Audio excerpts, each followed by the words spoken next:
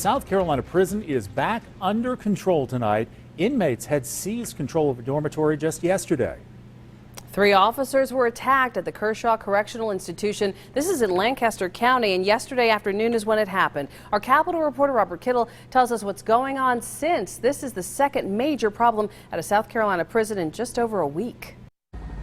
The Department of Corrections says inmates at the Kershaw Correctional Institution attacked officers around 3 o'clock Sunday afternoon and took control of a dorm. 3 officers were hurt, with 1 being stabbed, but a spokesman says all 3 were treated for non-life-threatening injuries. Corrections called in an emergency team, and they had inmates back in their cells by 7:30 Sunday night. There's no indication of what triggered the attack. 10 days ago, 4 inmates at Kirkland Correctional in Columbia were killed. 2 inmates serving life for murder have been charged with killing all 4. So what's going on in South Carolina prisons? Justice 360 has an opinion. It represents death row inmates and juveniles who've been sentenced to life without parole.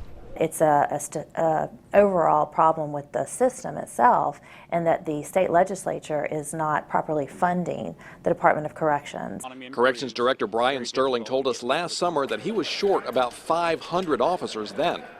Last year, state lawmakers did give corrections enough money to give correctional officers a raise of $1,500 a year, and the department has hired more officers. But there's still a shortage, and Sterling is hoping lawmakers will put money in the budget for another raise so he can hire more officers. It's understaffed, it's underfunded. They simply cannot afford to hire the staff necessary to properly guard the facilities. In Columbia, Robert Kittle, 7 News.